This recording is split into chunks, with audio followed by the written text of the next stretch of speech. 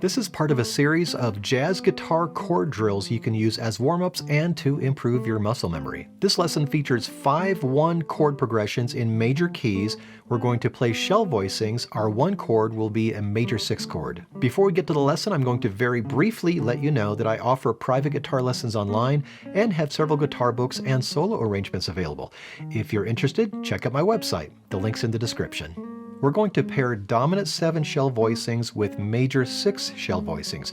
You see this quite often in major keys moving from the 5 chord to the 1 chord.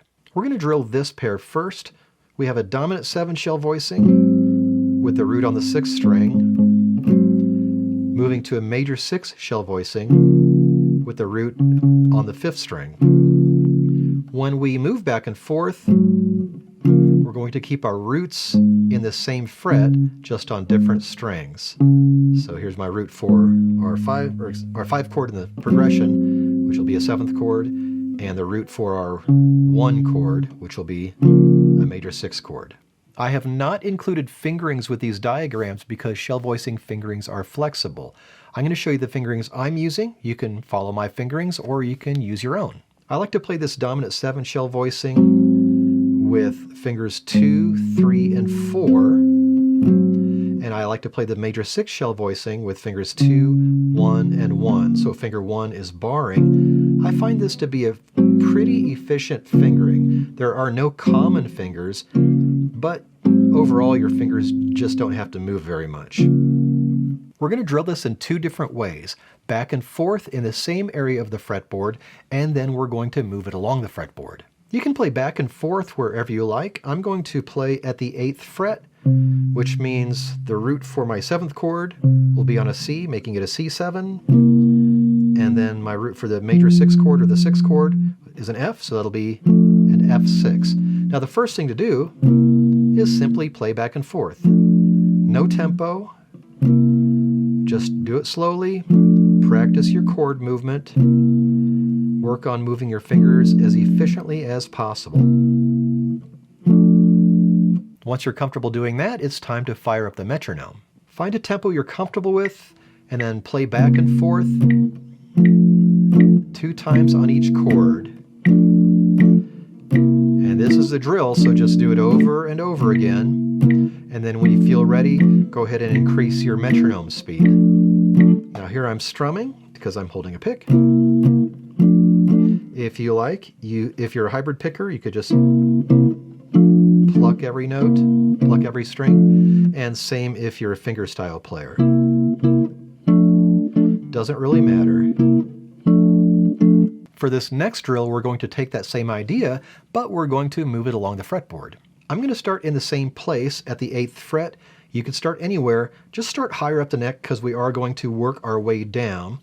Now play your pair at the 8th fret, or whatever fret you chose. So your 7th chord, or your 5 chord in a 5-1 progression. And then your major 6 chord, or your 1 chord in a 5-1 progression. So play those 2 chords, move everything down 2 frets, do the same thing. Down 2 frets, down 2 frets. So our root movement looks like this. 5-1, or 7th chord to major 6 chord, 5-1, 5-1, 5-1, until we run out of room. Add some chords to that. As a bonus, call out your chords. So that would be a C7 to F6, B flat 7 to E flat 6, A flat 7 to D flat 6, F sharp 7 to B6. And then once you've worked this out, time for the metronome. Play twice on each chord.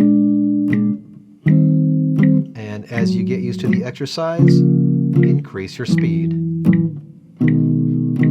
In this pair, the dominant 7 shell voicing root is on the 5th string, and the major 6 shell voicing root is on the 6th string. Here's our dominant 7 shell voicing with the root on the 5th string. I usually play this with fingers 3, 2, and 4. Sometimes I use fingers 2, 1, and 3. It's good to know both ways, just for flexibility. And here is a major 6 shell voicing with the root on the 6th string, which I'm playing with the fingers 2, 1, and 4. When we move back and forth, the root of the dominant 7, or the 5 in a 5-1 progression, is going to be 2 frets higher than the root of the major 6 on the 6th string, which is our 1 in a 5-1 progression. So here's our 5 and our 1, or our 7th chord to our major 6th chord. And again, we're going to drill this in the same area of the fretboard, back and forth, and then we'll move it along the fretboard.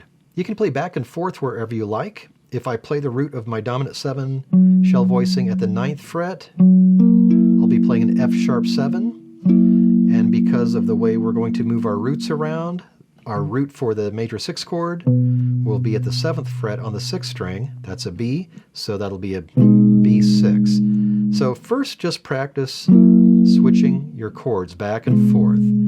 So F sharp 7, or whatever chord you started on, B6, or 5, 1. And then set your metronome to an easy tempo. Play each chord twice. And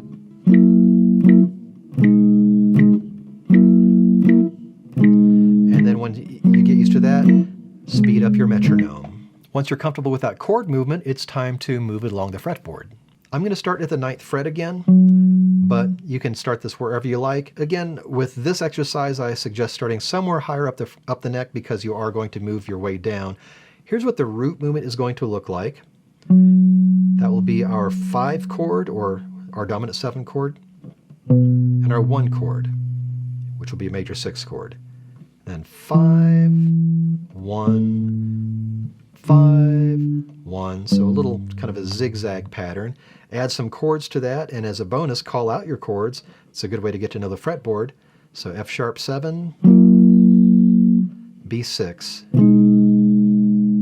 E7, A6, D7, G6. And then of course, once you've worked that out, add the metronome, easy tempo at first, and gradually increase your speed. Check out this playlist for more chord drills, and check out this video if you need help learning the fretboard. And for more guitar lessons, music theory, and solo guitar arrangements, please subscribe.